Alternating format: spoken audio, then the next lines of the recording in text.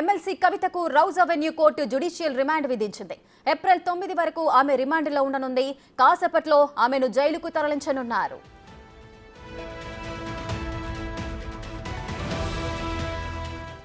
రెడ్డిగా కవిత చాలా ప్రభావితమైన వ్యక్తి అంటూ కూడా సాక్షులను ప్రభావితం చేయగలరని ఈడీ అయితే పేర్కొంటోంది.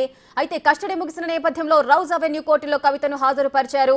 ఇప్పుడు జ్యుడిషియల్ రిమాండ్ అయితే విధించింది కోర్టు. మరిన్ని డీటెయిల్స్ మా ప్రతినిధి శివ లైవ్ లో అందిస్తారు. శివ చెప్పండి, మరి కాసేపట్లోనే జైలుకు తరలించబోతున్నారు కవితను. తీహార్ జైలు అని తెలుస్తోంది. దానికి సంబంధించిన వివరాలేంటి?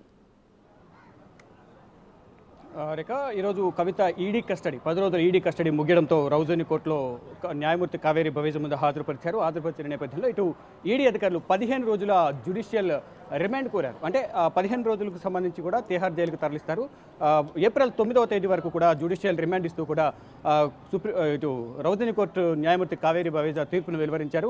ఇక మరి కాసేపట్లోనే రౌజ్ అవెన్యూ కోర్టు నుంచి నేరుగా తిహార్ జైలుకు తరలించబోతున్నారు. ఈలోపు వారి కుటుంబ సభ్యులు కూడా ఇక్కడ ఉన్న నేపథ్యంలో వారందరితో పార్టీ నేతలతోనూ కుటుంబ సభ్యులతోనూ కలిసేందుకు అవకాశం కల్పిస్తారు. ఒక 5 నిమిషాల నుంచి 10 నిమిషాల వరకు వారందరితో కలిసిన తర్వాత నేరుగా రౌజ్ అవెన్యూ కోర్టు నుంచి కవితను తిహార్ జైలుకు తరలించబోతున్నారు. ఏప్రిల్ 9 వరకు తిహార్ జైల్లోనే కవిత ఉండబోతున్నారు. ఈలోపు బెయిల్ పిటిషన్ దాఖలు చేసిన నేపథ్యంలో ఈరోజు బెయిల్ పిటిషన్ దాఖలు చేశారు. వారికి చిన్న కుమారుడి ఇంటర్ పరీక్షలు ఉన్న నేపథ్యంలో ఏప్రిల్ 16 వరకు పరీక్షలు ఉన్నాయి కాబట్టి అప్పటి వరకు కూడా మధ్యంతర బెయిల్ మంజూరు చేయాలంటూ కూడా పిటిషన్ దాఖలు చేశారు. పిటిషన్ దాఖలు చేసిన నేపథ్యంలో దానిపై కూడా కొద్దిసేపటి క్రితమే తీర్పును వెలువరించారు. రిజర్వ్ చేసిన తీర్పును కొద్దిసేపు